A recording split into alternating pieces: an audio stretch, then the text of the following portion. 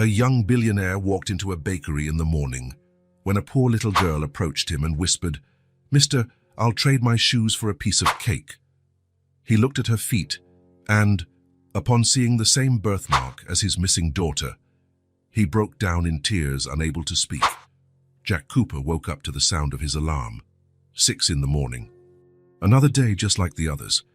He sat on the edge of the bed and ran his hands over his face. 3 years since Callie had disappeared, and still, each morning brought the same weight. He got up and opened the curtains.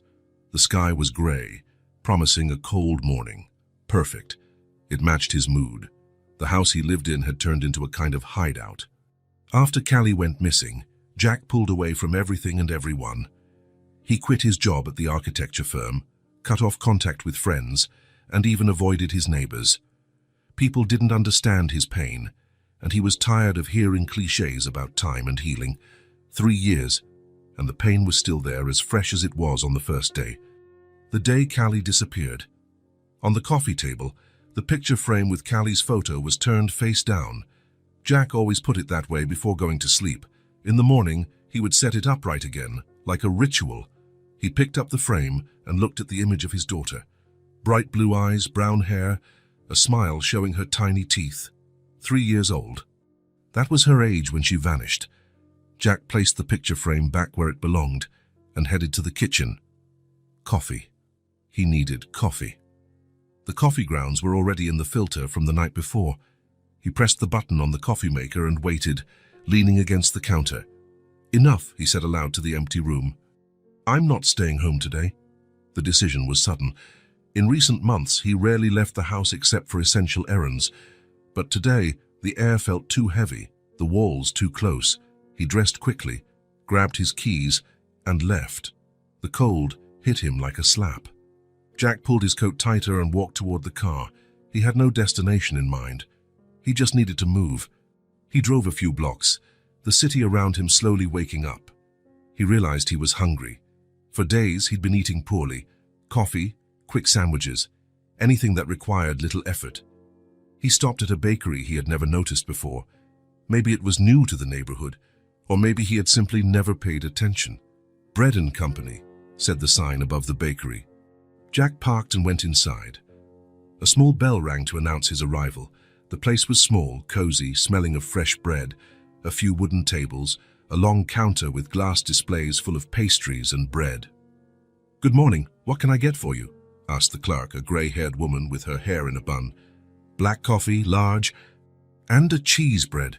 Jack sat near the window. The coffee arrived steaming hot. He took a sip, feeling the warmth slide down his throat. Outside, the city was beginning its daily rhythm. People in a hurry, cars in motion, normal life.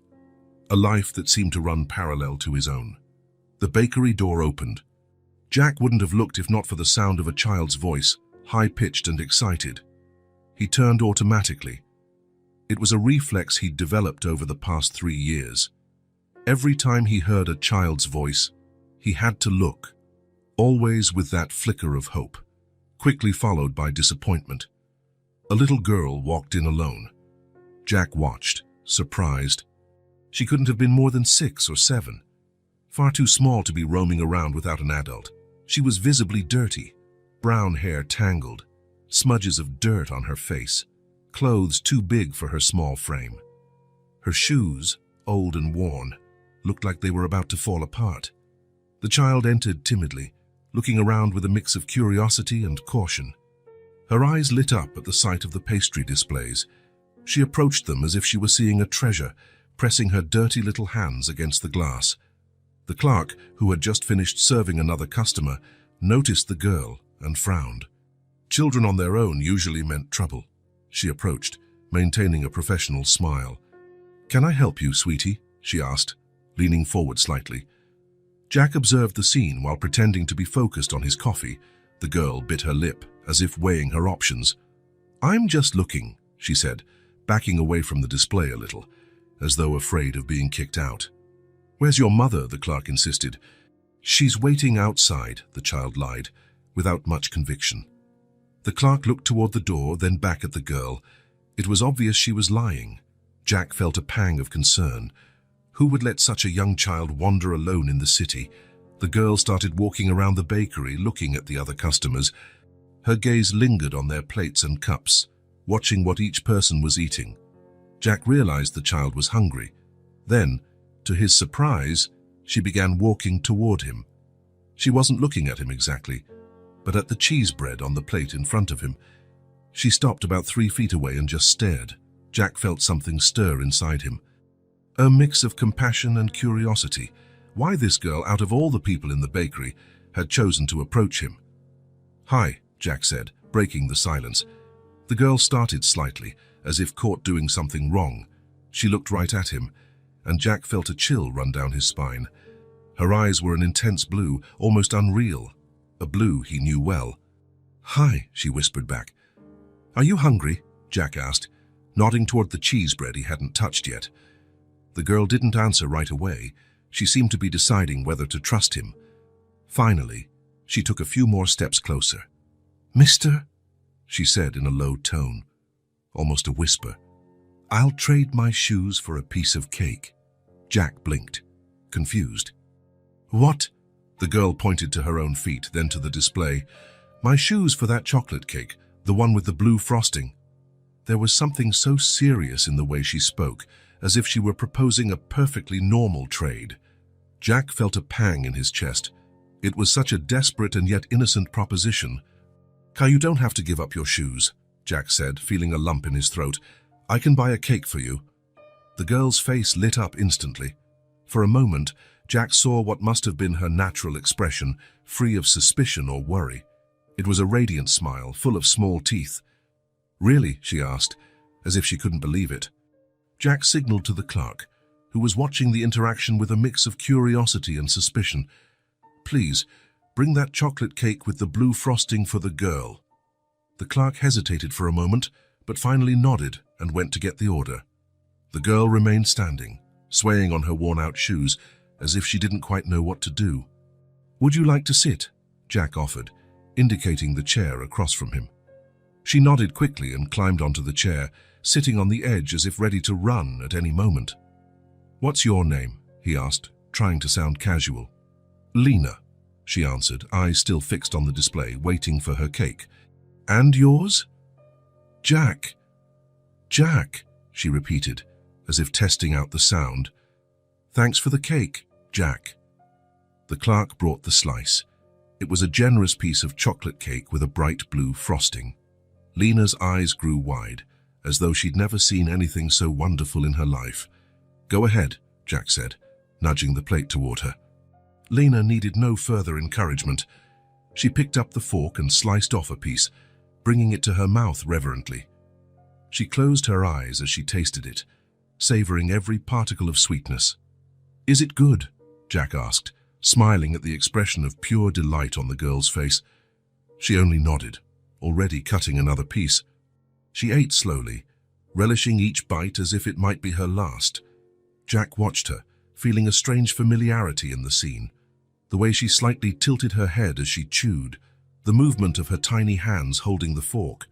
Something about it stirred his memories. That was when he noticed. As she ate, Lena swung her legs. The motion caused her oversized dress to ride up a bit. On her left ankle, there was a mark, a crescent-shaped birthmark. The air caught in Jack's lungs.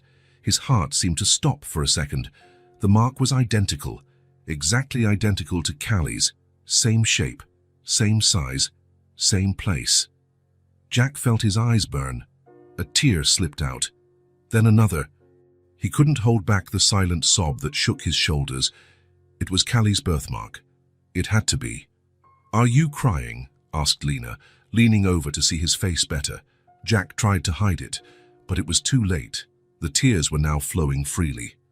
"I'm sorry," he said, grabbing a napkin. "Ooh.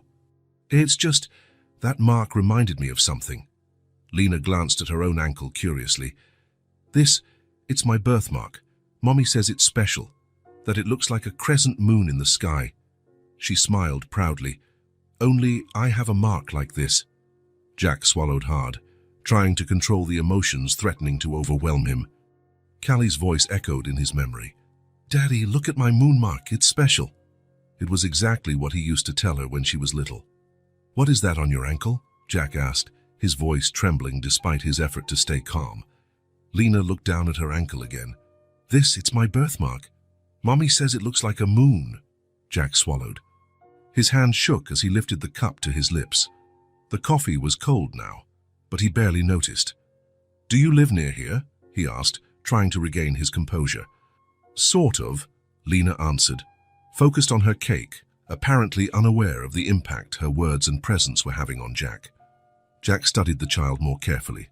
The shape of her face, the tilt of her head when she spoke, the gesture of tucking her hair behind her ear. Everything seemed so familiar, and those blue eyes. Nobody else had eyes exactly that shade, except he needed to keep it together. He'd been through this before. For 3 years, he'd seen his daughter in every child he came across. The pain of disappointment when he realized his mistake always made things worse. "Is the cake tasty?" he asked, trying to sound normal, though his voice still shook slightly. "It's the best cake in the world," Lena replied, licking the blue frosting from her fingers. There was a blue smudge at the corner of her mouth, and she didn't seem to care. Jack wanted to ask more. Who was this mommy she mentioned? Where did she live? Why was she alone? But he was afraid of scaring her off, afraid she would run away and he'd never see her again. Lena finished eating with obvious pleasure, wiped her mouth with a napkin, and smiled at Jack. A smile that seemed to light up the entire bakery. "I have to go now. Mommy's waiting. Your mother is here." Jack looked around, his heart pounding. Maybe he could meet this woman, talk to her, find out. "No, she's at home," Lena said, hopping down from the chair. "Thanks for the cake, Jack." "Wait," Jack nearly stood up. "Are you alone? Want me to walk you home?" Lena smiled in warmth, as though amused by his concern. "I always walk alone. I know the way." Before Jack could say anything else, she waved and ran to the door. The little bell rang as she left, happily skipping along the sidewalk as if she'd just received the best gift in the world. Jack watched through the window as she walked away. He saw her turn to look at him one last time, waving, before turning the corner and disappearing from sight. The image of the mark on her ankle was burned into his mind. Was he going insane? Or was it possible that... The memory struck him like a punch to the gut. The day Callie disappeared, 3 years ago, it was a Sunday. Jack was at home, working on an urgent project. Diane, the babysitter, had taken Callie to play at Riverside Park, just 2 blocks away. It was a safe, familiar place they went almost every weekend. Callie loved that park.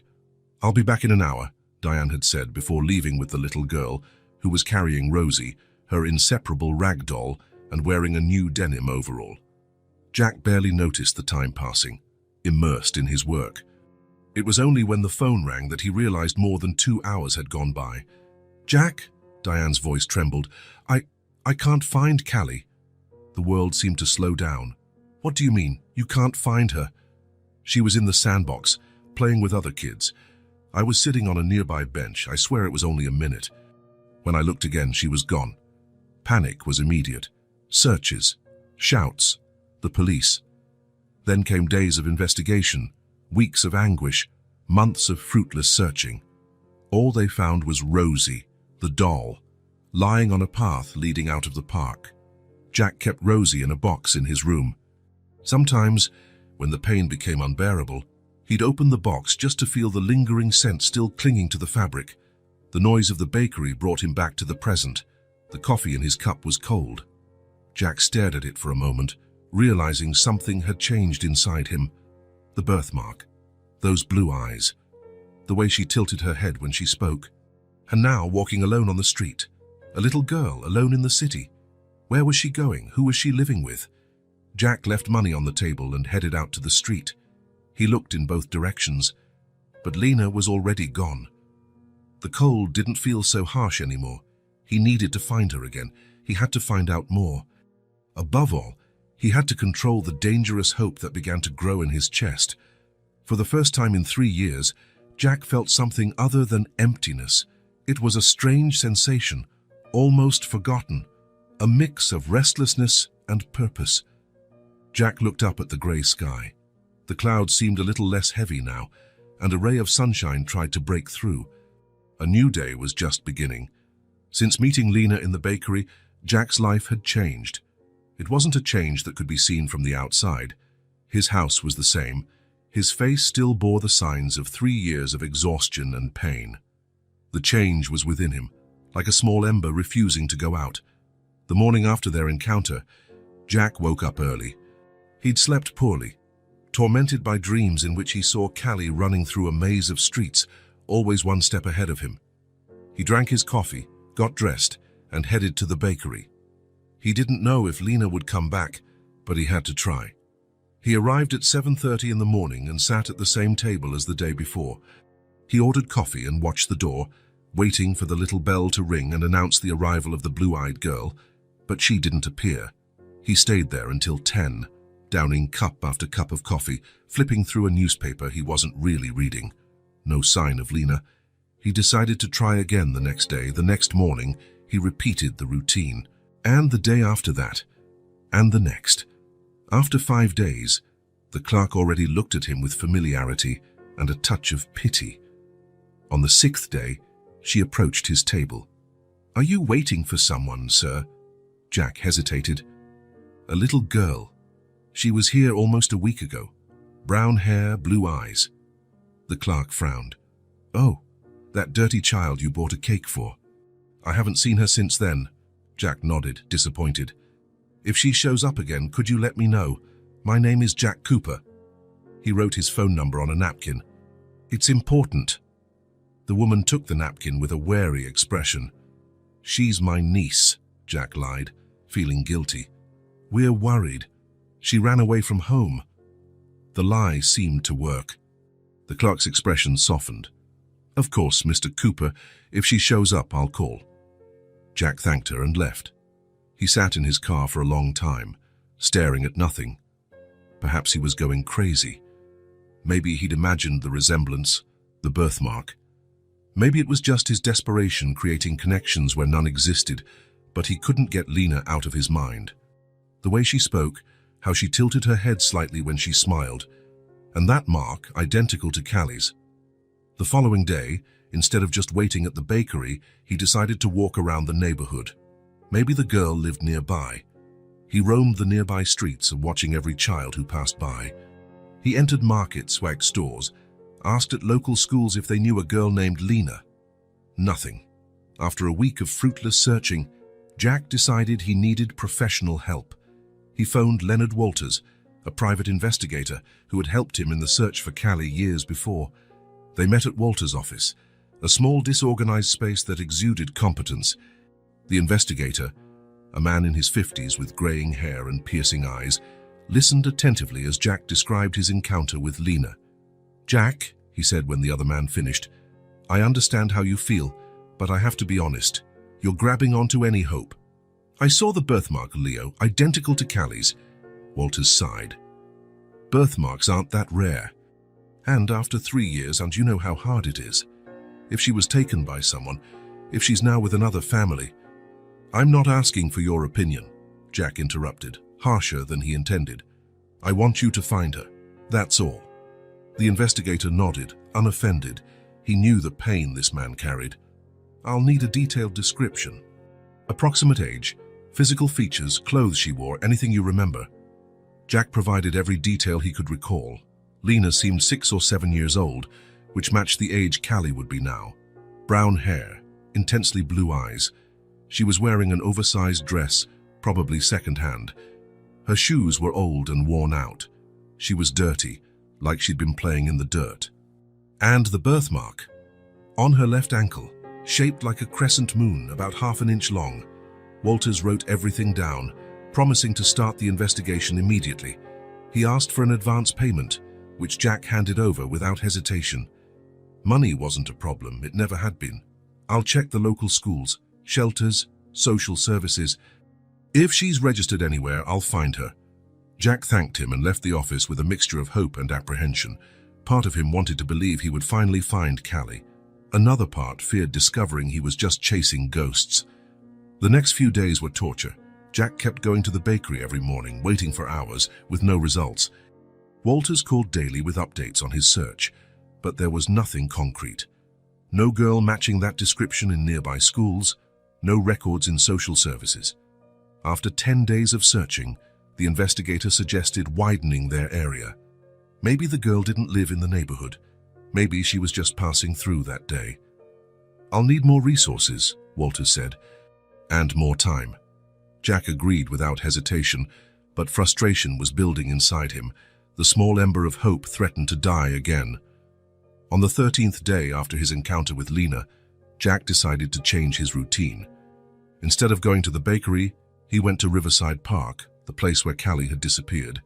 He hadn't been there since that tragic day. It was like a wound he avoided touching.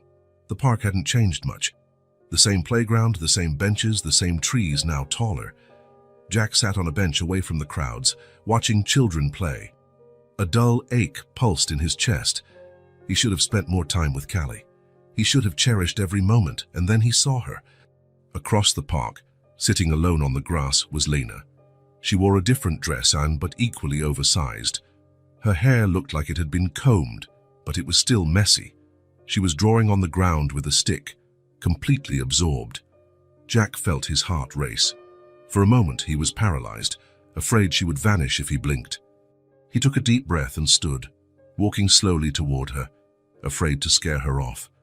When he was just a few steps away, Lena lifted her gaze. Those blue eyes, so familiar, so painfully similar to Callie's, lit up with a smile. "Hi, Jack." She remembered his name. Something inside him warmed. "Hi, Lena," he replied, trying to keep his voice steady. "What a coincidence, seeing you here." She shrugged, as if running into acquaintances in random places was the most normal thing in the world. "You disappeared," he said, sitting on the grass a short distance from her, mindful not to crowd her. "I went back to the bakery for days." "We don't go there much," Lena explained, going back to scribbling on the ground with her stick. "Aunt Marla says we can't waste money on silly things." Jack looked at what she was drawing. It seemed to be a house and with a smiling sun and 3 stick figures in front. "Is that your house?" he asked. Lena nodded. "That's me," she said, pointing to the smallest figure. "That's Aunt Marla and that's Uncle Walt. They're your family." The girl was silent for a moment, as though considering the question. "Sort of. They take care of me." Jack felt a pang in his chest. He wanted to ask 1,000 questions, but feared scaring her or coming across as suspicious. "Do you come to this park often?" he tried, and keeping his tone casual. "When it's sunny, yeah." She tilted her face toward the sky, squinting at the light. "Aunt Marla works over there." She pointed to a building across the street. "Sometimes, when she's busy, I stay here until she's done. All by yourself." Jack couldn't hide his concern. Lena shrugged. "I'm used to it." "And she always looks out that window." She pointed at one of the building's windows. "I know how to take care of myself." There was a forced independence in this child that broke Jack's heart. What kind of life did she have?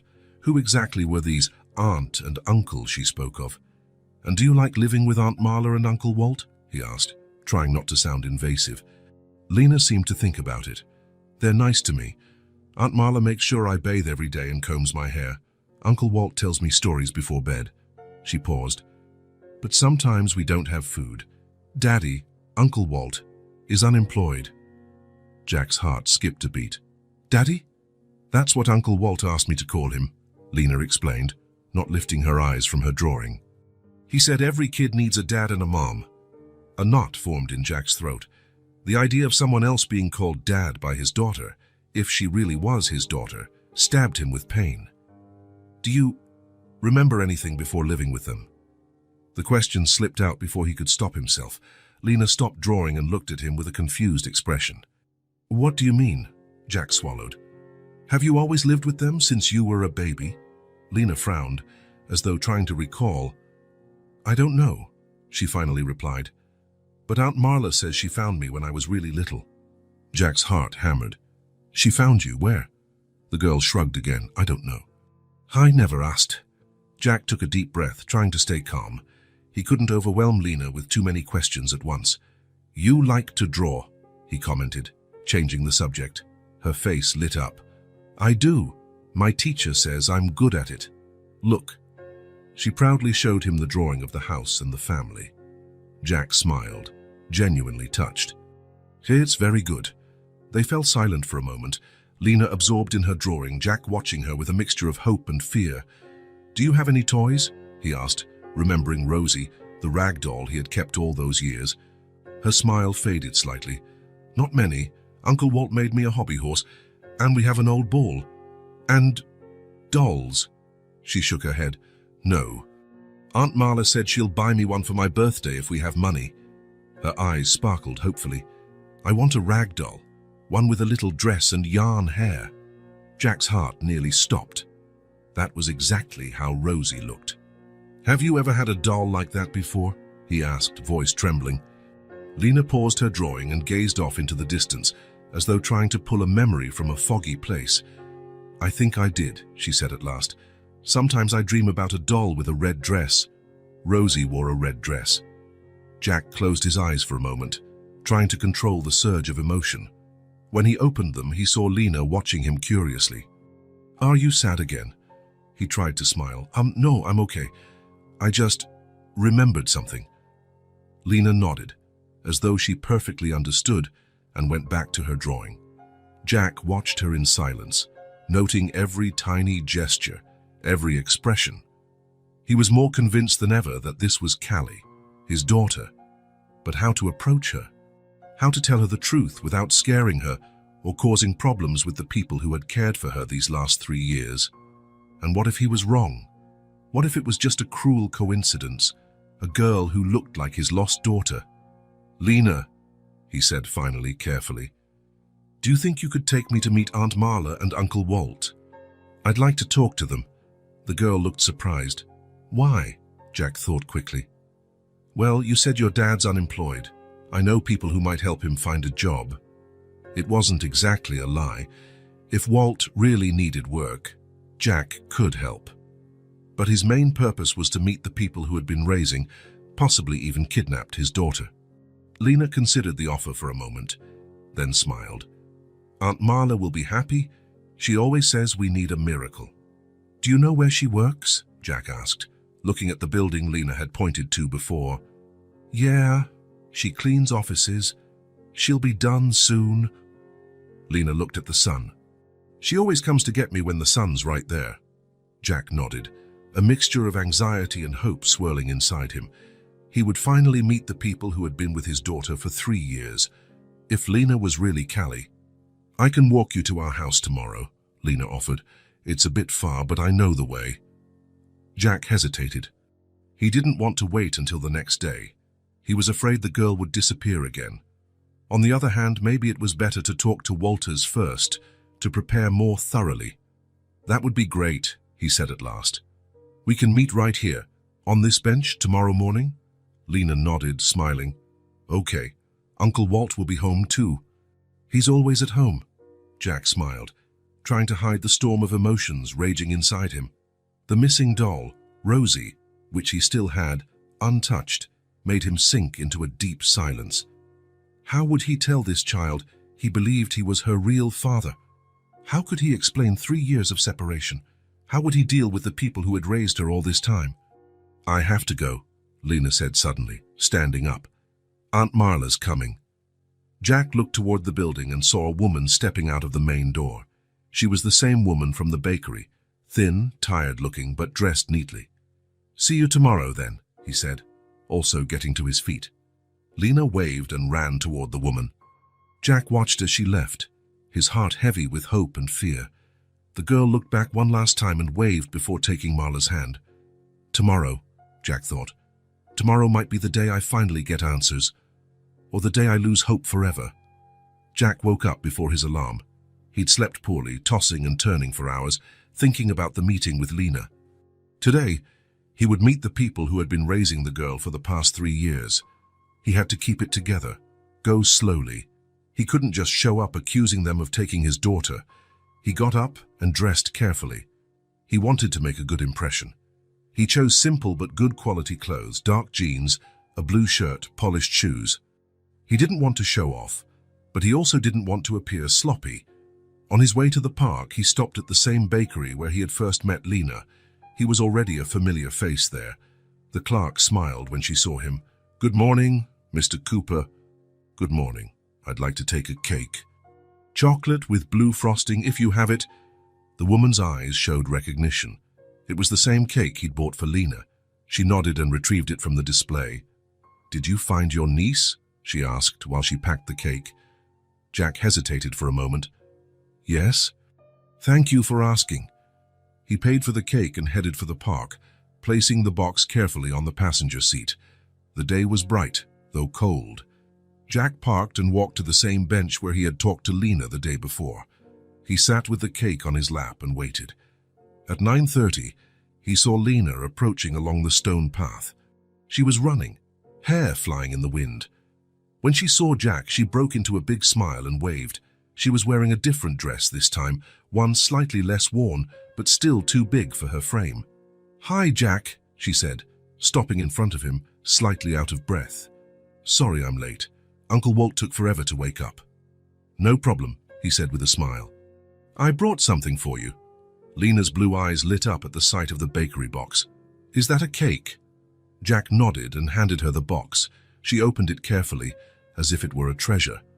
When she saw the chocolate cake with blue frosting, she let out a gasp of joy. "Just like last time, thank you, Jack. I thought you could share it with your family," he said. Lena gently closed the box. "I'll save it for after lunch. Aunt Marla says sweets before meals ruin your appetite." Jack smiled.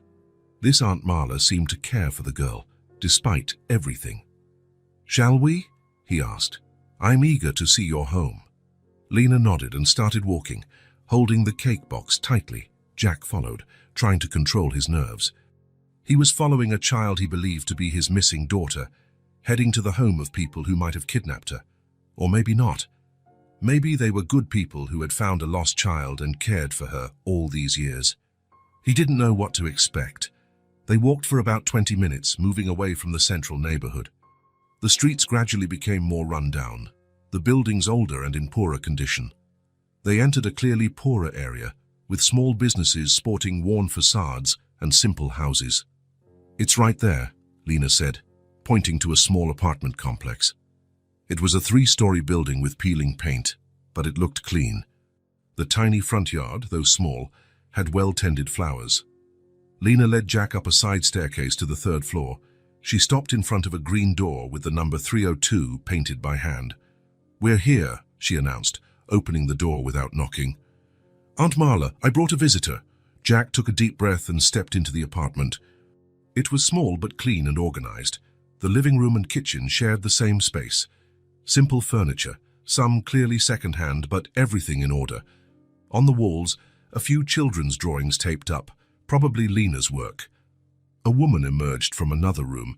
It was the same woman Jack had seen at the bakery and the park. Thin, tired, her brown hair pulled back in a messy bun. She wore an apron stained from cleaning supplies and appeared surprised to see a stranger in her home. "Hello," she said, wiping her hands on the apron, visibly nervous. "Lena, who is this man?" "It's Jack," the girl answered cheerfully, placing the cake on the table. "He bought me cake at the bakery, remember? And he found me in the park yesterday. He said he can help Uncle Walt get a job." Marla gave Jack a suspicious look, which he met with a polite smile. "Jack Cooper," he introduced himself. "Forgive the intrusion, but I met Lena by chance, and she told me about your family's situation." Marla shook his hand briefly. "Marla Winters. This is our home." Then, turning to Lena, "Sweetie, go get Uncle Walt. He's in the bedroom." The girl dashed off to the other room. Jack and Marla were left alone in the living area, an awkward silence between them. "I want to be clear," Marla began, her voice firm despite her nerves. "We don't accept charity. If you're here out of pity, you can leave." Jack shook his head. "This isn't charity. I really can help with employment. I have some connections." Before Marla could respond, Lena returned, pulling along a tall, thin man. He looked about 40, with grey strands in his hair and stubble on his face. He looked tired, with deep circles under his eyes, but there was kindness in his gaze. "Uncle Walt, this is Jack," Lena exclaimed. The man looked at Jack suspiciously, then at Marla, as if asking for an explanation. "This is Walter Winters, my husband," Marla said. "Walt, this is Jack Cooper. Apparently he met Lena at the bakery." The two men shook hands firmly. Jack felt Walter's calloused palms, hands that had clearly known hard work. "Lena said you're looking for a job," Jack commented. Walter grimaced. "I've been looking for months. I worked in construction, but the last site shut down. We're getting by on Marla's salary from cleaning." Marla seemed uneasy about the conversation. "Why don't we sit down?" "I'll make some coffee." Jack accepted the invitation and sat on the worn-out sofa. Lena sat beside him, excited about the visitor. Walter leaned against the wall, observing the stranger warily. While Marla prepared coffee, Jack glanced around, taking in details of the home and the family. There were photos on the wall, few but carefully placed. In one Marla was holding a younger Lena, perhaps around 4, apparently at a birthday celebration with a small cake in front of them. "Lena said she's been with you for quite a while," Jack commented casually. Walter and Marla exchanged a quick look. Tension filled the air. "Yes," Marla finally answered, bringing the coffee. "Almost 3 years." Jack's heart sped up. That timing exactly matched Callie's disappearance. "How did she come to live with you?" he asked, trying not to sound too eager. Another silent exchange between the couple. Marla set the coffee cups down and took a deep breath. "I found Lena alone in an abandoned subway station," she said. "The South Line, decommissioned years ago. I was cleaning there. Sometimes they schedule inspections. She was hiding in a corner, scared, dirty, hungry." Jack felt a knot in his stomach, imagining Callie, if this was truly her, lost, alone, only 3 years old. "Did she tell you her name?" he asked. Marla shook her head. "She barely spoke. She was so little. I asked her name over and over, but all she said was that she wanted to go home, that she wanted her daddy." "We thought about going to the police," Walter added quietly, as if confessing something shameful. "But we were scared. We were poor, didn't have all our papers in order. We were afraid they'd think we had kidnapped her. Or worse, they'd take her to a shelter," Marla said. "You have no idea what those places can be like, Mr. Cooper." "So you decided to raise her," Jack concluded, trying to keep his voice neutral. "We gave her a name," Marla said. "Lena." It was Walter's mother's name. Jack felt as if he'd been punched.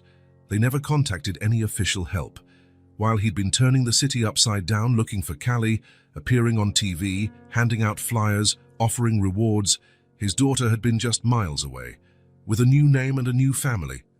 "You never saw any missing child ads?" he asked, fighting to keep his tone calm. Marla looked away.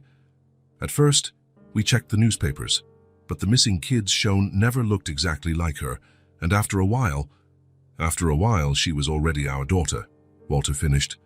"I know it wasn't right, Mr. Cooper, but we're simple people. We always wanted a child. When Lena came into our lives, it felt like a gift from fate." Lena, who was playing with a small cloth ball on the floor, seemed oblivious to the tension in the room. Jack watched her, noting how at ease she appeared, at home. These people had cared for her lovingly for 3 years. They had given her a home, a name, a family. "I understand," Jack said, trying to process everything. "And you never saw any ad about a missing girl?" Marla frowned, clearly uncomfortable with the question. "We saw some, yes, but none that looked exactly like her. And, to be honest, after a while we stopped looking. She was our daughter now." "I know it wasn't right," Walter admitted. "We could have searched more, but we're simple folk, Mr. Cooper. We always wanted a daughter. When Lena showed up, it felt like a miracle." Jack nodded, understanding more than they realized. What was he supposed to do now? Reveal that he believed he was Lena's biological father? Call the police? Or just walk away and leave the girl with the family that had loved and cared for her?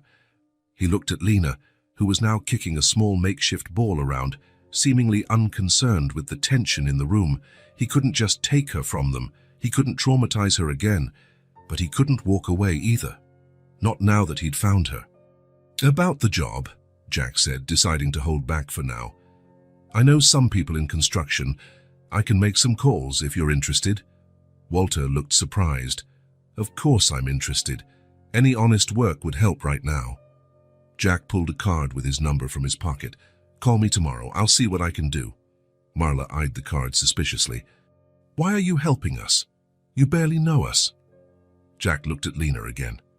Let's just say, I know how important it is to have a happy family. He stood, preparing to leave. He needed time to think, to plan his next step. Confronting them now, without solid proof, could be disastrous. Thanks for the coffee, he said. And Lena, thank you for showing me your home. The girl smiled. Are you coming back? Jack's heart constricted. If your aunt and uncle let me... Yes. Walter and Marla exchanged glances. After a moment, Walter extended his hand. You'll be welcome, especially if you have news about a job. Jack said goodbye and left the apartment with his mind spinning. As he descended the stairs, he tried to organize his thoughts. These people had taken good care of Lena. They didn't seem like kidnappers or criminals, just a simple couple who found an abandoned child and decided to raise her as their own. But that didn't change the fact that Lena, with her identical birthmark, her blue eyes, her familiar gestures, was very likely Callie. His daughter. Getting into his car, Jack made a decision. He would find concrete evidence. A DNA test would confirm everything, and then, gently, he would find a way to reveal the truth to Lena and to the couple who had raised her, without destroying what they'd built together over the past 3 years. Because, above all, Jack wanted his daughter's happiness. Even if that meant sharing her with Walter and Marla Winters, Jack drove slowly through the city. Meeting Marla and Walter had shaken him to the core. If they were telling the truth, and his instincts said they weren't kidnappers or criminals. Just simple people who found a lost little girl and, out of fear or opportunity, chose to raise her as their own. The sun was setting by the time he got home. He went in and tossed his keys onto the table. The house felt different now, less empty, somehow, as if hope had taken shape and filled the vacant spaces. He headed straight for the bedroom. He opened the closet and pushed some clothes aside. In the back, there was a dark wooden box with hand-carved details. Jack had bought it shortly after Callie disappeared, specifically to store her memories. He carefully took out the box and placed it on the bed. He sat there for a few moments, just looking at the closed lid. Inside were his most painful and precious memories. He drew a deep breath and lifted the lid. The first item was a photo. Callie on her 3rd birthday, a few months before she disappeared. She wore a yellow dress and was blowing out the candles on a small cake. Her blue eyes sparkled with excitement. Jack traced the outline of her face with his finger, the same shape as Lena's eyes, the same smile. He pulled out more pictures. Callie as a newborn, in her mother's arms at the hospital. Callie at 1-year-old, taking her first steps. Callie at the beach, building a sandcastle. In each image, he searched for resemblances to Lena, her facial features, her expressions, her smile. Next, he took out her birth certificate. Callie Ann Cooper, born May 12th. He did a quick calculation. If Lena was Callie, she'd now be 6 years old, going on 7. That matched the girl's apparent age. Then he pulled out a small envelope. Inside was a lock of hair, Callie's first haircut when she turned 1. Light brown, almost blonde. Lena's hair was darker now, but it was common for kids' hair to darken over time. Finally, at the bottom of the box, wrapped in a cotton cloth, was Rosie, the rag doll Callie had carried everywhere.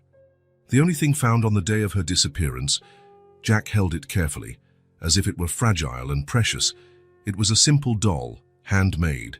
Yarn hair dyed red, a red dress with white polka dots, button eyes. Years earlier, Helen, Callie's mother, had sewn it for her daughter during pregnancy. After Helen died in childbirth, the doll became a special bond between mother and daughter. Rosie had been discovered on a side path in the park, away from the playground, as if dropped during a struggle or while running. It was the first clue that Callie hadn't just wandered off. Someone had taken her. Jack ran his fingers over the doll's worn fabric.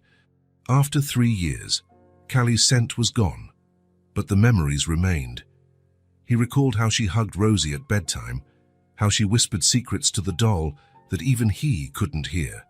Lena had mentioned dreaming about a doll in a red dress. Could it be that, even after all this time, the memory of Rosie lingered somewhere in her mind?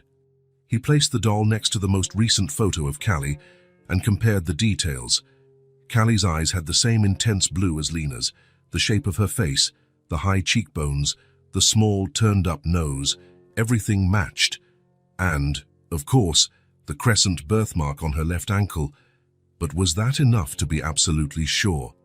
Could he be seeing only what he wanted to see, creating connections that didn't really exist? Jack grabbed his phone and opened the folder of photos.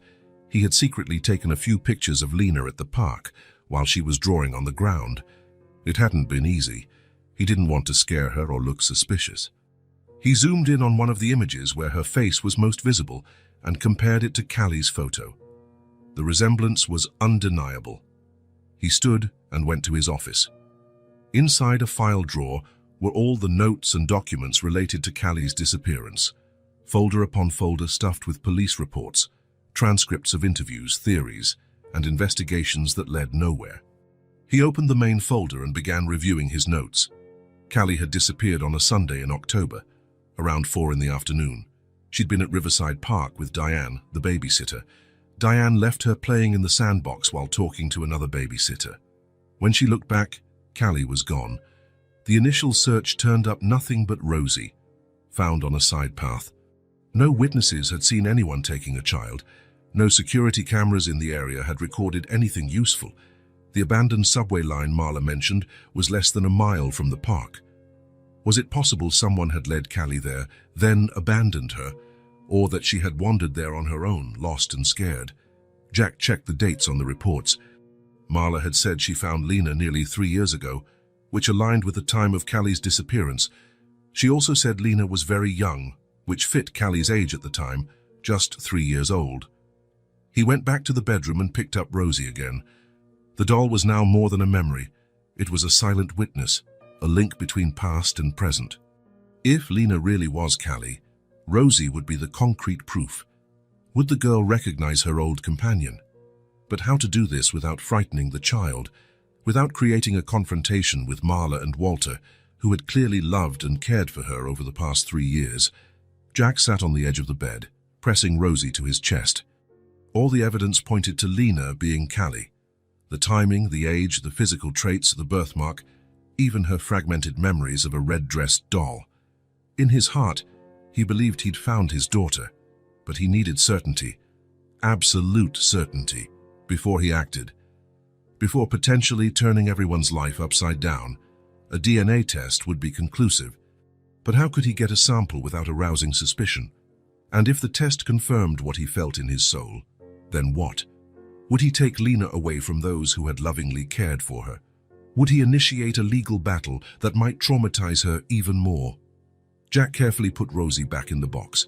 He'd come up with a plan tomorrow. He'd find a way to get definitive proof and, more importantly, a way to resolve the situation in a manner that prioritized Callie's happiness, Lena's happiness, above all else. Because, beyond anything else, his daughter deserved peace. She deserved love. And that meant, regardless of the result, difficult decisions lay ahead. Jack closed the wooden box and returned it to the closet. For the first time in 3 years, he truly felt alive, with purpose. The pain was still there, but now it was accompanied by something else, hope. 2 days after visiting Marla and Walt's place, Jack parked his car in front of their small apartment building.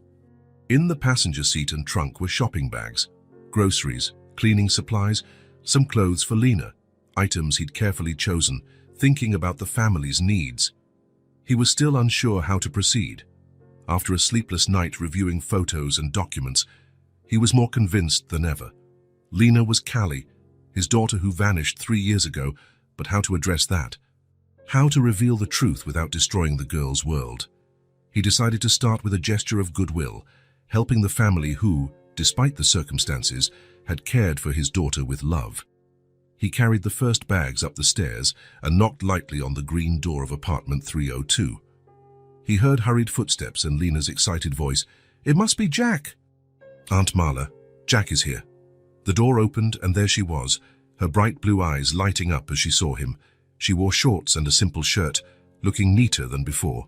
Her hair was combed, her face clean. "You really came," she said, practically jumping for joy. Jack smiled. "I promised I would, didn't I?" Marla appeared behind Lena, wiping her hands on a dish towel. She looked tired, but less suspicious than during their first meeting.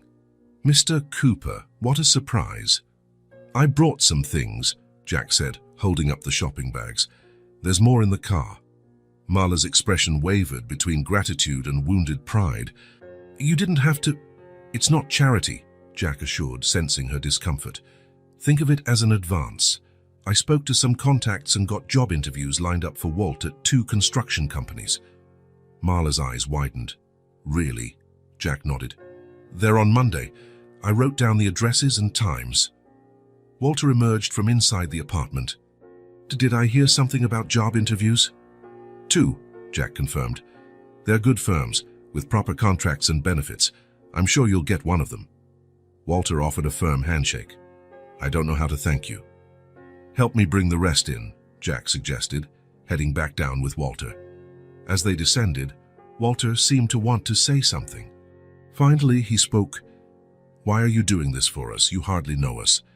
Jack opened the trunk, revealing more bags. "Let's just say, I know what it's like to struggle." It wasn't really a lie. After Callie disappeared, Jack fell into a deep depression, lost his job, nearly lost his home. Only friends' support had kept him from hitting rock bottom. They hauled the groceries upstairs.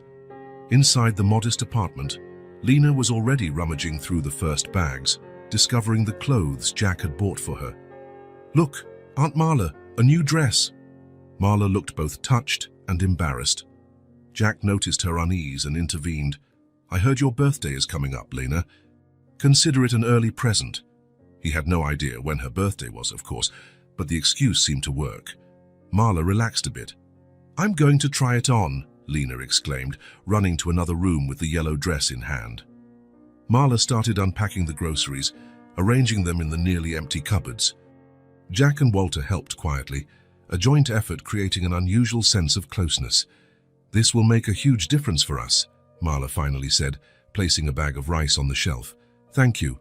Jack nodded. "You seem like good people. And it's obvious you love Lena." The couple exchanged a loaded look. Jack sensed there was still much they hadn't shared about how the little girl had come into their lives. But that was a conversation for another time. Lena returned, wearing the yellow dress Jack had bought. She twirled around the living room, showing off. "How do I look?" "Beautiful," Jack replied, a lump in his throat. Yellow was Callie's favorite color. He'd chosen the dress with that in mind. "You really are," Marla agreed, adjusting the collar. "But we need to save it for special occasions." "But today is special," Lena protested. "Jack came to visit." Jack laughed. "You know what would make it even more special? If you came with me for a walk, it's a nice day out." The girl's eyes shone with excitement. "Can I, Aunt Marla, please?" Marla hesitated, glancing at Walt. It was clear she was reluctant to let Lena go off with a stranger, even one who'd been so generous. "We'll stay in the neighborhood," Jack promised. "Maybe grab some ice cream at that corner shop. You can come along too if you want." Walter placed a hand on his wife's shoulder. "I think it's fine. We'll finish unpacking the groceries." Jack understood the subtext. They wanted to talk alone, without Lena present. "We'll be back in an hour, tops," he promised. Lena grabbed his hand, pulling him toward the door, eager to leave. The feel of her small hand in his brought back memories that nearly made him cry. How many times had Callie held his hand like that, trusting and excited? They went down the stairs and walked along the sidewalk. The neighborhood wasn't the best, but it seemed calm at that time of day. Some people chatted on their doorsteps. Children played in a small makeshift playground. "Where are we going?" Lena asked, hopping beside him. "How about ice cream first, and then we can check out that park?" Jack pointed to a small green area about a block away. Lena agreed enthusiastically. At the ice cream shop, she chose strawberry, while Jack got chocolate. They sat on a bench to enjoy their treat. "Are you rich?" she asked suddenly, with the frankness only a child can have. Jack smiled. "Not exactly. I have enough money to live comfortably. Uncle Walt says one day we'll be rich too, when he finds a good job." "I'm sure he will," Jack replied. "Your uncle seems like a hard-working man." Lena licked her ice cream thoughtfully. Do you have a family, Jack? The question caught him by surprise. Jack hesitated, looking into the distance. I had a daughter, he said finally, his voice low. She disappeared, and after that, everything lost its color. It was the first time he'd spoken of it so simply, without the weight of details, circumstances, or blame. Just the raw truth. He had a daughter. She vanished, and the world became colorless. Lena stopped eating and looked at him with her big blue eyes. A surprising empathy passed through her gaze, beyond her years. Without a word, she reached out and took his free hand. Maybe she's closer than you think, she said, with a wisdom that seemed far too deep for a 6-year-old. Jack felt his heart skip a beat. Could it be, on some level, she knew that she had memories, intuitions? He smiled, fighting back tears that threatened to surface. The love was there, the same love he'd felt the moment he held Callie in his arms for the first time in the hospital, the same love that had kept him going through 3 years of searching. But it still wasn't time to reveal everything. Who knows, he replied, gently squeezing the child's hand. They finished their ice cream and walked over to the small park. Lena showed him her favorite spots, the tree where she liked to hide, the bench where she sat to draw, the stepping stones she pretended were a river. Jack watched her, memorizing every movement, every expression. It was like rediscovering his daughter, getting to know her again after 3 years. It was both painful and wonderful. When they returned to the apartment, Marla and Walt seemed to have made some sort of decision. A new calmness surrounded them, a quiet determination. Lena, sweetheart, Marla said, why don't you go play in your room for a bit? The grown-ups need to talk. The girl made a face but obeyed. When the bedroom door closed, a heavy silence fell over the room. Thank you for everything you've done for us, Walter began. Groceries, clothes, job interviews. It means a lot. Jack nodded. It was nothing. But, Marla continued, hesitant, we need to know why. Why are you so interested in our family? In Lena? This was the moment Jack had both dreaded and expected. He took a deep breath, preparing himself. 3 years ago, he began, my daughter Callie disappeared. She was at Riverside Park with her babysitter. 1 minute she was there, the next she was gone. Marla and Walter tensed, their faces growing guarded.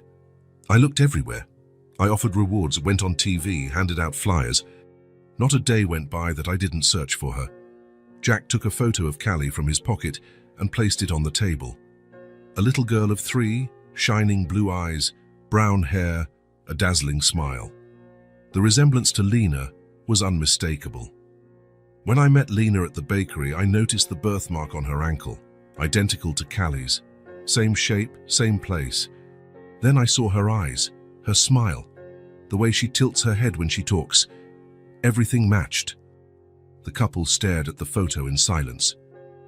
Marla's face had turned pale. Walter's fists clenched, as if bracing for a fight. I believe Lena is my daughter, Callie, Jack finally said. All the evidence points to that. The age, the timeline, her physical appearance, and the birthmark. A thick silence ensued. Marla was the first to speak, her voice trembling. You came to take her away. The question was loaded with fear and pain.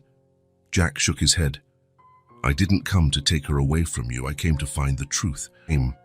So Lena knows who she really is. And then, Walter asked, his voice tight. Then, Jack said, we'll figure out what's best for her alone, not for me, not for you, for Lena. Marla began to cry softly, tears streaming down her tired face. Walter wrapped an arm around her shoulders. She's everything we have, Marla murmured. I know, Jack replied, and I can see you love her, that you cared for her when I couldn't. We found her, Walter said finally, echoing Marla's earlier words about the station. Like Marla told you, in that abandoned station, she was alone, scared. We couldn't just leave her. I understand and I thank you for caring for her, but she has the right to know the truth, to know her real story. Marla wiped her tears and, surprisingly, nodded. I always knew this day might come, she said softly. I always knew she was too special to be just ours. Jack felt a lump in his throat at the dignity and acceptance of this woman. "I don't want to take her from you," he assured. "I just want to be part of her life. I want her to know she was never abandoned, that she was always loved, always looked for." Marla looked at him, her eyes still full of tears but calm. "She's always been love," she said, voice breaking. "From the first moment, and now love is coming back to her." Jack reached out and placed his fingers lightly over Marla's on the table. A simple gesture, loaded with meaning. A truce, a shared understanding that Lena's well-being came first. "How do we do this?" Walter asked. "How do we tell her?" "Gently," Jack replied, "one step at a time. First, we need to be absolutely sure. A DNA test." "It's not necessary," Marla interrupted. "Looking at this photo, at you, there's no doubt. She's your daughter." Jack felt tears he could no longer contain slipping freely down his cheeks. "Thank you," he whispered, "for taking care of her, for keeping her safe." Marla squeezed his hand. "And now," she said, "let's find a way to make this work. For her, just for her." Jack nodded, speechless. In the other room, they could hear Lena's voice singing a little song. It was the most precious sound in the world, a sound he'd thought never to hear again, the sound of hope reborn. 3 days had passed since Jack's talk with Marla and Walt. 3 days of careful planning, hushed conversations while Lena played in the other room, and difficult decisions made amid tears and tentative smiles. It was time to tell the girl the truth. Jack awoke early that morning, filled with a nervousness he hadn't felt since the day Callie was born. He took a long shower, dressed carefully, and placed in his pocket a small object he'd prepared for this day. A silver locket containing photos of himself and Callie, taken on her 3rd birthday. It would be a gift to mark the beginning of their new life together. Everything had been arranged with Marla and Walt. They would tell Lena the truth together, as a united family trying to do the best for the child they all loved. Afterward, Jack would take her to see his house, the place where she had lived the first 3 years of her life, now lost from her memory. The plan was simple. Jack would pick up Lena at 2 in the afternoon. They'd go back to Marla and Walt's apartment, and all of them would sit down with the girl. They'd explain in terms a 6-year-old could grasp. They'd reassure her that her routine wouldn't change, that she'd only be gaining another home, another parent, more love in her life. As he drove to Marla and Walt's neighborhood, Jack rehearsed mentally what he'd say. How do you explain to a 6-year-old that the aunt and uncle she knew weren't actually related to her? How do you make her understand that he, nearly a stranger, was her real father, that her name wasn't Lena, but Callie? It was a heavy truth for a small child, but it had to be done. They all agreed on that. Jack parked in front of the building at exactly 2 o'clock.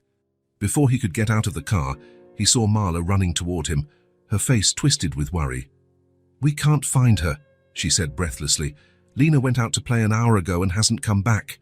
Jack's blood ran cold. "What do you mean, she hasn't come back? Where did she go to play?" "The little park, like always. Walt already checked there. She wasn't there. We're searching everywhere." Jack tried to stay calm, though panic was flooding him like a tidal wave. "Let's split up," he said, taking charge. "I'll drive around the area. Walt can check other places she might go. You stay here in case she comes back. Let's exchange phone numbers." They hurriedly swapped numbers and went in different directions.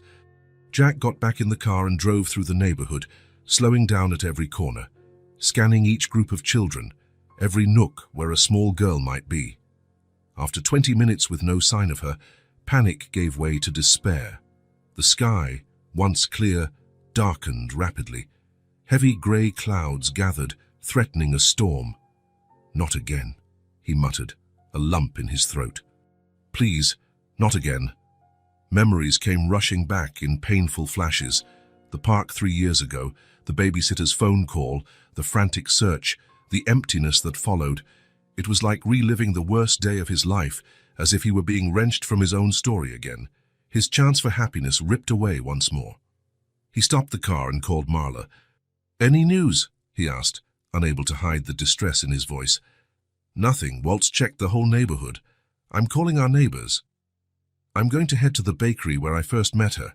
Maybe she went there. He hung up and drove toward the bakery a few miles away. The sky kept darkening, and the first raindrops began to hit the windshield. At the bakery, the clerk who knew him said she hadn't seen Lena that day. Jack left his number again, asking her to call immediately if the girl showed up. Back in the car, he phoned Marla again. "I'm heading back to your apartment. We need to call the police." "Walt doesn't want to involve the police," Marla replied, voice trembling. "He's afraid they'll take Lena away from us." Jack closed his eyes, understanding their predicament. The couple had no legal custody of the girl. If the truth came out, "Let's keep looking for one more hour," he decided. "If we don't find her, we'll have to call the police, no matter the consequences." The rain intensified, quickly turning into a storm. The wind whipped through the trees, and the pounding rain on the car roof was deafening. Jack struggled to see through the windshield, scanning the near-deserted streets for any sign of a small figure. That was when his phone rang. It was Walt. "I found someone who saw her," he said, his voice barely audible over the downpour. "A lady near the convenience store. She said she saw Lena walking alone about an hour ago, heading toward the municipal park." The municipal park was a few blocks away, a larger, more developed space than the small park near their place, complete with an artificial lake and newer playground equipment. "I'm on my way," Jack answered, taking a sharp turn. He arrived at the park in under 5 minutes. He parked haphazardly and jumped out into the rain, which soaked him instantly. The park was empty, the playground equipment abandoned and swaying in the wind. "Lena!" he shouted, running through the soggy pathways. "Lena, where are you?" Only the storm responded. Jack kept searching, despair growing each second. He ran around the lake, checked every slide, every swing, every corner where a child might hide. Nothing. Heart pounding with terror, Jack stopped in the middle of the park, rain streaming down his face, blending with tears he couldn't hold back. "Please," he pleaded to the stormy sky, "don't take her from me again." "Not now." Then he noticed, across the street bordering the park, a row of small shops. Most were closed due to the storm, but their facades offered a little shelter under the eaves. Something pushed him that way. He dashed out of the park, crossing the street in the pouring rain, ignoring the cars honking at him. He began checking each storefront, each covered doorway. At the third shop, a small bookstore that was closed, he saw a tiny figure huddled against the glass door. Brown hair, drenched. A yellow dress, soaked. The dress he'd bought her. "Lena!" he shouted, racing toward her. The girl lifted her face, her blue eyes wide with surprise. "Jack, what are you doing out in the rain?" He knelt before her, taking her icy little hands in his, frantically checking if she was okay, if she was hurt. "We've been looking everywhere for you," he said, voice quivering with emotion. "Your Aunt Marla, your Uncle Walt, all of us. We were so worried." Lena looked genuinely surprised. "But I just came to see the big park. When it started raining, I came here. I was waiting for the rain to stop so I could go back." The simplicity of her explanation, the natural way she spoke, as if there were nothing strange about a 6-year-old walking alone through the city and sheltering from a storm, broke Jack's heart. "You can't go off like that without telling anyone," he said, trying not to sound too harsh. "We were worried sick." "I'm sorry," she replied, lowering her eyes. "I wanted to see the ducks in the lake. People say there are ducks here." Jack managed to smile, despite the tension that still gripped him. "Yes, there are ducks. I can bring you another day to see them. But for now, we need to get back. Your Aunt Marla must be frantic." He pulled out his phone and called Marla, letting her know the good news. Then he took off his jacket and draped it over Lena, picking her up in his arms. "Let's get to the car. It's too cold out here." She nestled against his chest, her thin arms around his neck. Jack felt a wave of love so intense it almost knocked him over. His daughter, his Callie. Finally in his arms again, they ran to the car, shielding themselves as best they could from the relentless rain. Jack cranked the heater to full blast, handing Lena a blanket he kept in the glove box for emergencies. "Better?" he asked, seeing her wrap herself in the soft fabric. She nodded, her wet hair plastered to her face, her lips slightly blue from the cold. "Thanks for finding me, Jack." At that moment, Looking at the little face he'd almost lost twice, Jack knew he couldn't wait any longer. Life was too fragile, precious moments too fleeting. "Lena," he began, turning toward her. "I have something very important to tell you." She looked up, curiosity shining in those big blue eyes. "Do you remember when I told you I had a daughter who disappeared?" Lena nodded. "You looked sad when you talked about her." "Yes, I was sad, because I missed her so much. I searched everywhere for her for a very long time." Jack took her tiny hands in his, aware that what he was about to say would change her life forever. "Lena, I believe, no, I'm certain, you are my daughter. Your real name is Callie, and I'm your father." The girl froze, eyes wide as she tried to process those massive words. "But dear Uncle Walt is my dad," she said finally, confused. "Uncle Walt and Aunt Marla took very good care of you these past 3 years," Jack explained gently. "They love you very much. But before that, you lived with me. Your name was Callie, Callie Ann Cooper." "Callie," she repeated softly, as though testing the sound of the name. "Yes. You were only 3 when we got separated. It's normal that you don't remember." Lena, Callie, looked out the window at the rain. Jack waited, giving her time to take it all in. "How do you know it's me?" she finally asked, with a surprising maturity. Jack smiled. "Lots of things. Your blue eyes, just like mine, your smile, and especially the birthmark on your ankle. The crescent moon. My daughter Callie had the exact same one." The little girl lifted the hem of her soaked dress and looked at the mark that had always been there. "I have photos of you as a baby," Jack continued. "I have your birth certificate. And I have your doll Rosie, the one you dropped the day we lost each other." "A doll with a red dress?" she asked, suddenly looking at him. Jack's heart pounded. "Yes, how do you know?" "I sometimes dream about her," she said simply, "but I thought it was just a dream." The tears Jack had been holding back finally spilled over. He pulled the child into a tight hug, feeling her small, fragile body against him. "You have 2 families now," he whispered into her wet hair. "Uncle Walt and Aunt Marla, who love you so much, and me, your dad, who never stopped looking for you. You'll never be alone again." When they finally parted, Jack saw that her eyes were brimming too, though no tears fell. She studied him intently, as if searching his face for something familiar, something that would spark an old memory. "Callie," she said again, thinking it through. "Callie Cooper." A small smile crept onto her lips.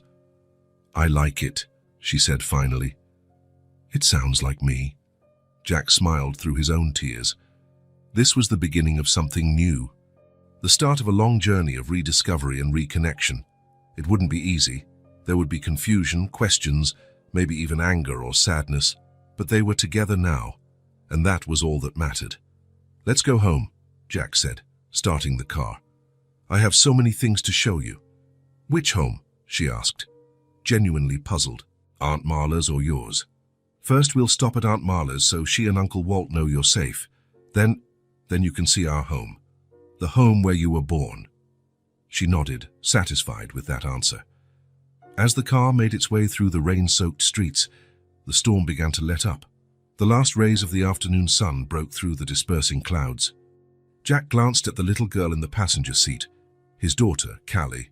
After 3 years of darkness, light was finally returning to his life. The night was long. After finding Lena, now Callie, under the bookstore awning, Jack had taken her back to Marla and Walt's apartment. Between tight hugs, tears, and explanations, the 3 adults finally told the girl the whole truth. It was a hard conversation, with simple questions that required complex answers. "So you're not really my aunt and uncle?" she asked Marla and Walt, confused. "Not by blood, sweetheart," Marla replied, holding her little hands. "But we're your aunt and uncle at heart. We always will be. And he's my real dad." She pointed at Jack. "Yes," Walt confirmed, his voice breaking. "Your real father." The girl absorbed the information silently, her big blue eyes flicking from one face to another, as if looking for something familiar in her suddenly upside-down world. "We'll do a test," Jack explained gently. "A test that shows when a father and daughter are really related. Then tomorrow we'll know for sure." She nodded seriously. She didn't cry, didn't run away, she just accepted it, with the surprising resilience of children. They spent the night all together in the apartment. Jack slept on the small couch, folding his long legs to fit in the cramped space. He didn't mind the discomfort. He was close to his daughter, nothing else mattered. In the morning, Walt took them all to a clinic Jack had arranged. The procedure was quick and simple. A swab inside the cheek for both Jack and Callie. The results would be ready in a few hours, given the urgency Jack requested. By noon, Jack's phone rang. He stepped away from the others to take the call. When he returned, his face was transformed, a radiant smile, tears brimming. "Positive," he announced, his voice trembling. 99.9998% probability of paternity. Marla wept quietly. Walt held her, his eyes also misty. Callie, sitting between them on a clinic bench, looked at Jack with growing curiosity. "So you really are my dad," she said, not as a question but a statement. Jack knelt before her. "Yes, Callie, I am your father." The little girl reached out and touched his face, her tiny fingers tracing his features as though memorizing them. "Can I see your house now?" she asked, surprising them all with the simplicity of her request. Jack looked to Marla and Walt, who silently nodded. "Our house," he corrected gently. "Yes, you can." They had lunch, and then came a tense moment of parting. Although they all agreed Callie would spend some days with Jack, getting to know his home and her own story, the separation was still difficult. "We'll see each other every day," Jack assured Marla and Walt. "And you'll always be part of her life." Marla hugged Callie tightly, fighting back tears. "Have fun, sweetheart, and remember, we love you very much." Walt simply hugged her, unable to speak without breaking down. Callie promised to come back soon, not fully grasping the emotional weight of the moment. And so Jack and Callie were in the car, heading for the house where they'd once lived together years ago, a house she didn't remember, but that had been her first home. "Is it far?" she asked, watching the unfamiliar streets pass by. "Not too far, about 20 minutes. Is it a big house?" Jack smiled. "Not really big, but comfortable. It has a backyard where you used to play." "I used to play there." "Yes, when you were very little. There's a swing your grandpa built for you."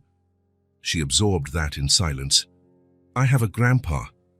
"You had one," Jack corrected gently. "My father. He passed away right before you, before we got separated." Callie nodded, staring out the window again. Jack wondered what was going through her mind. So many changes, so much new information in a short time. Finally, they arrived. Jack parked in front of a two-story house with a white exterior and blue shutters, a small, well-kept garden out front. "This is it," he announced, turning off the engine. "We're home." Callie peered through the window, studying the house with curiosity. Jack exited and opened her door, offering his hand. She took it and got out, her gaze still fixed on the building as if waiting for it to speak, to reveal a secret. They walked to the front door together.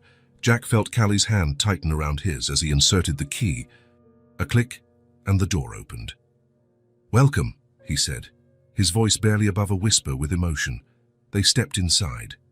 The living room was neat and tidy, furnished simply but tastefully. On the walls, a few framed photos, most of them of Callie as a baby. Jack watched his daughter look around, her blue eyes taking in every detail. "Want a tour?" he asked. She nodded, still holding his hand. They started with the living room, then the kitchen. Jack showed her the backyard with its faded swing. She touched the rusty chain with interest. "This is where you took your first steps," Jack said, pointing to the patch of grass. "You fell and got up many times until you managed to walk on your own." "You were so determined," Callie smiled. A small but genuine smile. It was the first time she'd really smiled since learning the truth. They went back inside and climbed the stairs. Jack showed her his own room, the bathroom, a small library. Finally, they stopped in front of a closed door, painted a pale yellow. "This," he said, his voice unsteady, "was your room." He turned the knob and slowly opened the door. The room was almost exactly as it had been 3 years ago. Softly painted walls, a small bed with a floral comforter, a shelf with children's books. some toys neatly arranged, a white dresser next to the bed. And on top of the dresser, sitting as though awaiting someone, was Rosie. Jack watched as Callie entered the room slowly, her eyes locked on the rag doll in the red polka dot dress. For a moment, he feared she wouldn't recognize it, that the dreams she'd mentioned wouldn't be enough to trigger a real memory. But then Callie ran to the dresser. She picked up the doll gently, as though it was precious and fragile. She hugged it to her chest and closed her eyes. "This was mine," she whispered, reopening her eyes, shining with excitement. "I remember her." Jack felt his heart skip a beat. He swallowed the lump in his throat, fighting not to cry. "Yes," he managed. "That's Rosie. She was your favorite doll. She stayed with me all this time, waiting for you to come back." Callie ran her hand over the doll's red yarn hair, its button eyes, the dress faded by time. Recognition filled her gaze. "Rosie," she whispered, testing the name. "My friend Rosie." Jack approached and sat on the edge of the bed, watching the silent reunion. Years of pain, searching and nearly broken hope converged in this simple and miraculous moment. Callie looked around the room, absorbing its details. Her eyes came to rest on the blank white ceiling. "Could we have stars on the ceiling?" she asked suddenly, still clutching the doll. Jack smiled, tears finally escaping his eyes. "We can have the entire sky if you want," he replied, voice trembling. She smiled and, in a gesture that took Jack completely by surprise, moved closer and hugged him. A small, tentative hug, but a hug nonetheless, the first one she'd initiated. "Thank you," she said simply. Jack hugged her back, feeling her small frame in his arms. That moment, that embrace, was worth every second of the 3-year search, every tear, every sleepless night. "You're welcome, my daughter," he said, savoring each word. "Welcome home." Through the bedroom window, the soft evening light poured in, golden and warm. On Callie's lap, Rosie seemed to smile with her stitched red lips. And in Jack's heart, for the first time in 3 years, there was complete peace. The house, once empty, was now full of hope, of possibilities, of love, full of sky. Autumn arrived, coloring the trees in shades of red and gold. 3 months had passed since Jack found Callie. 3 months of adjustment, of rebuilding, of forming a new routine with patience and love. The first week was hard. Callie swung between moments of joy at finding her real dad and moments of sadness at missing Marla and Walt. Jack noticed when she'd go quiet, hugging Rosie, staring out the window with distant eyes. "Do you miss them?" he asked her one day. She just nodded, no words. "We can visit them today if you want." Her face lit up. "Really?" "Of course. I promised they'd always be part of your life, remember?" Jack kept that promise. Not only did he allow frequent visits, but he encouraged them, preserving Callie's bond with the couple who had raised her for 3 years. Surprisingly, to many, including the judge who finalized Callie's return to her biological father, Jack never pressed criminal charges against Marla or Walt. "They found her lost and loved her," he told his lawyer, who insisted on prosecuting for harboring a minor. "I'm not going to ruin the lives of people who saved my daughter." Instead, Jack did something unexpected. He helped them financially. Walt got a job at one of the construction companies Jack recommended, but the starting pay was modest. Jack offered assistance so they could move to a better apartment closer to his own house, making Callie's visits easier. "We can't accept," Walt refused at first, pride wounded. "We already took your daughter for 3 years." "You didn't take anything," Jack countered. "I'm offering this, for Callie, so she can have everyone she loves close by." Jack's gentle persistence finally wore down the couple's resistance. They found a modest 2-bedroom apartment just 10 minutes from Jack's home, enough space for Callie to feel at home during visits. "The second bedroom is for you," Marla told the girl, showing her the new place. "So you have a place whenever you stay with us." It became part of the routine. Callie spent most of her time with Jack, but slept at Marla and Walt's twice a week. She had clothes, toys, and books in both homes. Over time, this unusual arrangement began to feel normal. The transition to a new school took time, too. Jack enrolled her in a better institution closer to his house, but maintained contact with her old teacher and classmates. They explained the situation to the principal and new teachers, who were understanding and helped Callie adjust. "How was school today?" Jack asked each afternoon when he picked her up. Early on, her answers were brief and shy. Over the weeks, she grew more talkative, sharing stories about new friends, art classes, and the book her teacher read to the class. At home, Jack transformed her bedroom into the sky he'd promised. He hired an artist to paint a mural of the solar system on the ceiling. Stars, planets, comets, all glowing in the dark when the lights went out. Callie loved lying in bed before sleep, gazing at her private universe above her. "Dad," she said one night, the words still sounding fresh and experimental on her lips, "why did you look for me for so long?" "Uncle Walt said it was a really long time." Jack sat on the edge of the bed, choosing his words carefully. "Because you're part of me," he said eventually. "It was like someone took a piece of my heart. I couldn't live fully without you." Callie thought about that, her blue eyes reflecting the painted stars on the ceiling. "Aunt Marla said they looked for me too when I got lost, but they never found me." "They found you in a different way," Jack said gently, "and took very good care of you. That's why they'll always be your family too." This acceptance, that mutual respect among the adults, made all the difference. Callie never had to choose between Jack and the couple who raised her. She was never forced to reject one past to embrace another. Instead, she was encouraged to weave all parts of her story into one unique, special narrative. Over the first holidays after being reunited, everyone worked to create new traditions. For Callie's 7th birthday, they had 2 parties, one at Jack's house and one at Marla and Walt's.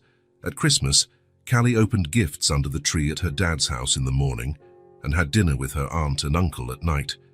New Year's Eve, they celebrated together. "I never thought this was possible," Marla said to Jack during one of these gatherings, watching Callie and Walt assemble a puzzle at the dining table. "I thought you'd hate us." "Hate would only bring more pain," Jack replied, "for all of us, especially Callie." The wisdom of that decision manifested each day. Callie thrived, shielded by the love of 3 adults who placed her well-being above everything else. Her grades in school improved. At home, she slept better, free of the nightmares that had plagued her in the first days after the revelation. The professionals Jack consulted, a pediatrician and a child psychologist, were impressed by her progress. "Children are resilient," the psychologist explained, "especially when they feel safe and have consistency." And safety was one thing Callie had in abundance. She knew she was loved, cared for, valued. She knew she had not just one, but 2 homes where she was welcome. 2 families that respected one another. "Have you thought of getting married again?" Walt asked Jack one day, while they watched Callie and Marla plant flowers in the small garden of the couple's new apartment. Jack smiled, surprised by the question.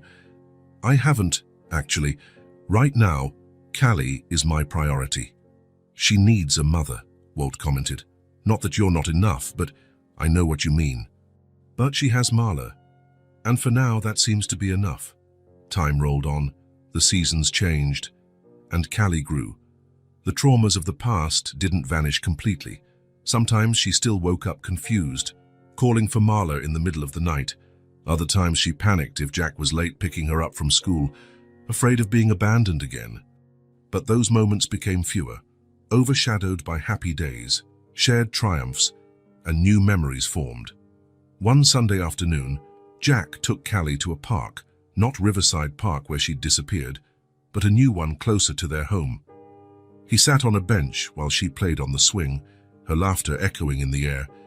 Watching his daughter, Jack felt a peace he never thought possible a few months ago. The emptiness he'd carried for 3 years was now filled, not just by Callie's presence, but by what they'd built. Something rare and precious, an extended family, united not by blood or obligation, but by love and respect. On the swing, Callie rose higher and higher, her brown hair flying in the wind, her face lit with joy. Safe. Loved. Known. The bonds between them weren't conventional, but they were real and strong, and most importantly, they would remain, growing, evolving. flourishing just like Callie herself. Rain tapped softly on the windows that Sunday afternoon. Jack and Callie had cancelled their trip to the zoo because of the weather. Instead, they decided to stay home, watch a movie, and bake cookies. It was a perfect day to snuggle under a blanket with hot chocolate and stories. They were in the living room, Callie sketching in her new drawing pad, Jack reading a book, when the girl asked suddenly, "Did I have a mum?" The question caught him off guard. In all the months since she'd come to live with him, she had never asked about her mother. Jack slowly closed his book. "Yes, you did," he said, thinking carefully about how to answer. "Her name was Helen." Callie set down her colored pencil and looked at him with eyes so much like his. "Where is she?" Jack took a deep breath. He'd prepared for this moment, but it was still hard. "Your mom passed away when you were born, Callie. There were complications during the delivery." The girl absorbed the information with a seriousness beyond her 7 years. "She died so I could be born." "Not exactly," Jack gently clarified. "She got sick very suddenly, and the doctors tried to save her, but they couldn't. It wasn't anyone's fault, especially not yours." Callie nodded, processing. "Do you have pictures of her?" Jack's heart pounded. It was as though she'd read his mind. "I do," he answered. "Actually, I was thinking of showing them to you. I think you're old enough now." He got up and walked to the bookshelf. Behind a few volumes, he pulled out a rectangular wooden box, similar to the one containing Rosie, but larger. He carried it back and sat beside Callie on the couch. "This is a special album," he said, opening the box, "with photos of you when you were a baby, and some of your mum. I've been saving it for when you were older." Inside was a navy blue leather-bound album with the initials C.A.C., Callie Ann Cooper, embossed in gold. Jack opened it carefully. On the first page, a photo of a young, beautiful woman with long brown hair and bright green eyes. "This is Helen." "Your mother," Jack explained. "She was a photographer. She loved taking pictures of landscapes, sunsets, flowers." Callie looked at the photo intently, as if she wanted to memorize every detail. "She was pretty." "Very," Jack agreed, turning to the next page. "This is from our wedding." Helen wore a simple white lace dress, her hair in a loose bun with small flowers. Next to her, Jack looked nervous and incredibly happy. "You loved each other?" Callie asked. "Very much. It was a whirlwind romance, but intense. We met when she was hired to photograph one of my architecture projects. 6 months later, we were married." The following pages showed the couple in various settings at the beach, in a park, cooking together. Helen appeared pregnant in the last photos, her belly growing, her smile more radiant each time. "She was so happy you were on the way," Jack said, his voice cracking a little. "She set up your room, picked your name. She made Rosie by hand, just for you." They reached photos of Callie as a baby, newborn at the hospital, wrapped in a yellow blanket. Her first baths, her first solid foods, her first tooth, her first steps. "That's me," she asked, pointing to a photo where she was about a year old, covered in mashed peas. Jack laughed. "Yes, you hated peas. You still do, as far as I can tell." Callie grinned. "Peas are awful." They kept going. There were many pictures until Callie was 3 years old, and then nothing. The rest of the pages were blank, a void symbolizing the 3 lost years, the time they'd spent apart. Jack watched his daughter run her fingers over the empty pages, her expression thoughtful. "Why are there no more pictures?" she asked. "Because that's when we lost each other," he said gently. "I couldn't photograph your growing up anymore." Callie nodded, understanding. She stayed quiet for a few moments, still looking at the empty pages. "We need to take new pictures," she said decisively, "to fill this album with the new part of our story." Jack felt something warm spread in his chest. "Yes, we do. You're absolutely right." "Can we start today?" she asked, excited. "Even though it's raining, we can do it inside, us baking cookies." "Sure," Jack said, smiling at her enthusiasm. "I'll get the camera." As Jack got up, Callie continued flipping through the album, now smiling. "You know," she said, just as he was leaving the room, "it's kind of strange." "What is, sweetie?" "Before, I only had Aunt Marla and Uncle Walt. Now I have two dads. Jack paused, heart pounding. Two dads? Yeah. Uncle Walt always told me to call him Dad. And now there's you, my real dad. She turned, looking at him with those blue eyes so much like his own. Can I call you Dad, or do you want me to call you Jack? It was as if all the air had left the room. Jack felt tears spring to his eyes. Since their reunion, Callie had still called him by his name. He'd chosen not to pressure her, giving her time to adapt. Now, suddenly, I would love for you to call me Dad, he managed, his voice trembling with emotion. Callie smiled, that radiant smile that always melted his heart. Okay then, Dad. The simple word, just 3 letters, seemed more precious than any jewel. Jack crossed the room in 2 strides, kneeling and pulling his daughter into a gentle yet tight embrace, as if she might vanish. I love you so much, he whispered into her hair.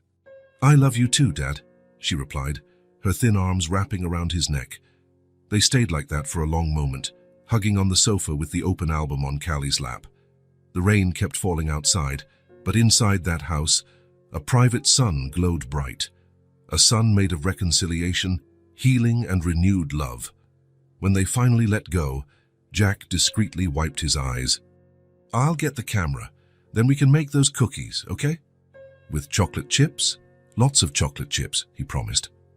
As Jack left the room, Callie returned to examining the photo album.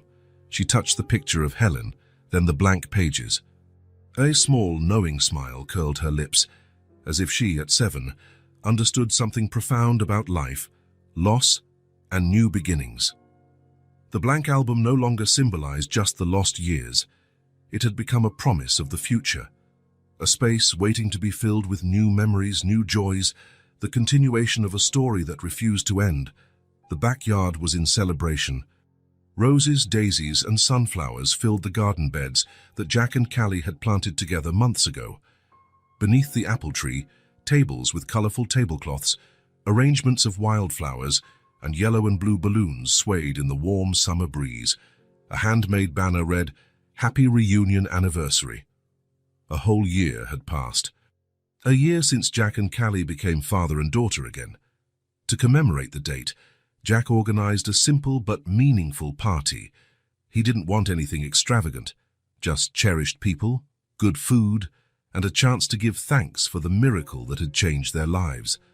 Marla and Walt were the first to arrive, carrying a large chocolate cake with blue frosting, a reminder of that first meeting in the bakery.